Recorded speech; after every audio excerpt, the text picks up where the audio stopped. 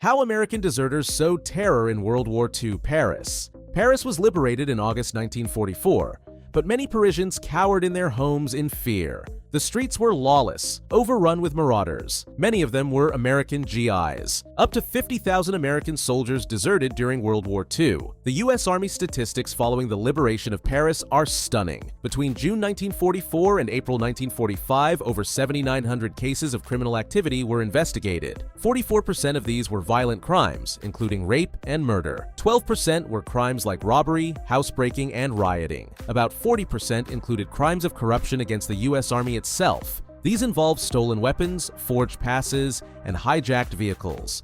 Organized gangs of deserters terrorized many European cities, but Paris was hit the hardest. Law enforcement in the newly liberated French capital was minimal. Deserters used their combat training and uniforms to achieve their goals.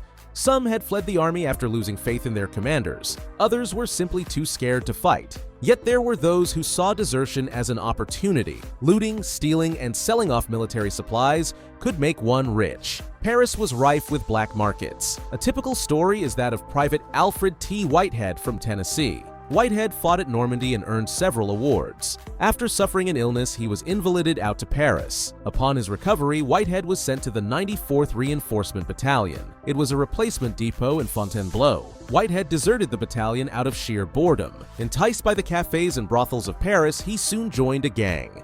It was made up of other ex-soldiers and led by an ex-sergeant. Their raids were planned like military operations. The gang stole trucks and sold off their cargo. Then they used the trucks to rob warehouses. Any civilians or military men who stood in their way were disposed of. The gang stole and sold alcohol, often raiding private houses. They dealt in stolen gasoline, cigarettes, and weapons. In Whitehead's own words, "We robbed every cafe in Paris, in all sectors except our own, while the gendarmes went crazy." Their operation spread as far as neighboring Belgium. Whitehead's take after 6 months was a whopping $100,000. He was eventually caught and court-martialed.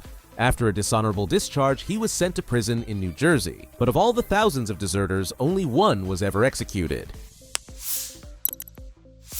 Private Eddie Slovic's last words before the firing squad were, "They're not shooting me for deserting the United States Army. Thousands of guys have done that. They just need to make an example out of somebody, and I'm it because I'm an ex-con."